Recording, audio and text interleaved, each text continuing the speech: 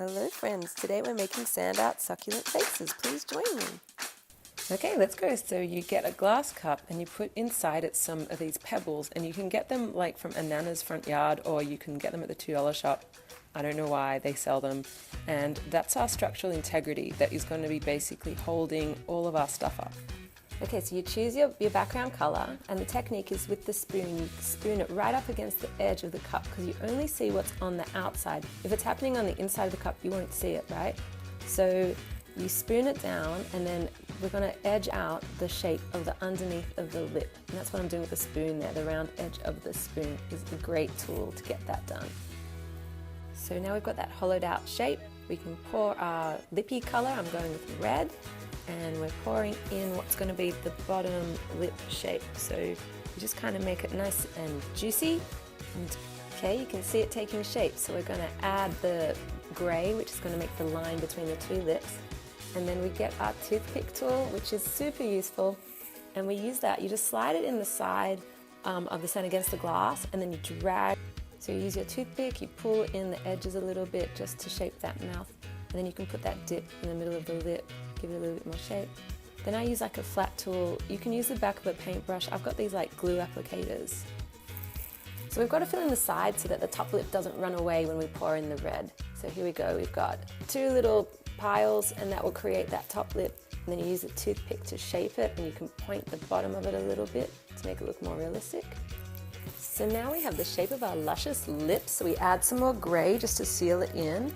If we look at the back, we've got those rocks there, and we've got the orange hair. So we're adding a few more layers of the hair so we can build up, and the structural integrity of the pebbles as well.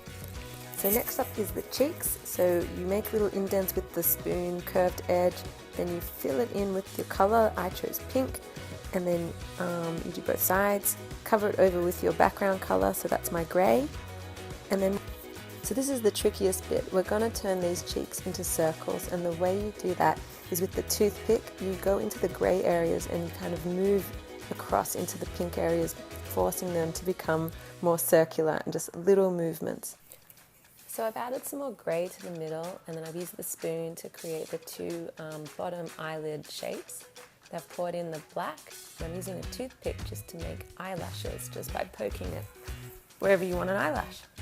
So use the round edge of the spoon to smooth out that bottom eyelid shape, then add two little white mounds of sand for the whites of the eyes, and then using your toothpick, carve out a little circle in the middle of each of the white areas.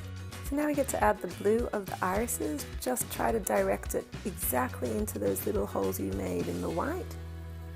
And if you make any mistakes like I did, you can just use the toothpick to, dig away those extra little. So now we poke out of the irises another little tiny circle, and then we're going to pour the black sand back on top of that, and you can let it overflow over the white because that's what's going to create that look of the eyelid and the eyelashes. So now we've shaped those eyelids how we want them to be. We add a few more rocks for structural integrity, and then we build up a bit higher. Just keep putting more grey on top of the eyes to seal them in. And you give it a spin so you can see what it looks like from both sides. Okay, we're nearly there. So here's the back of it. We're filling in those two colours that we used for hair, and then pulling them around to the front to frame the face, and just doing it the whole way around until you're happy with the shape. Okay, we're here. So I've just put some soil inside the glass, just filled in all the gaps. Chose a succulent I like, make sure all these roots are all in there, nice and tucked in and comfy. And then I'm going to put some pebbles on top. Thank you so much for joining me. I hope you enjoyed this tutorial.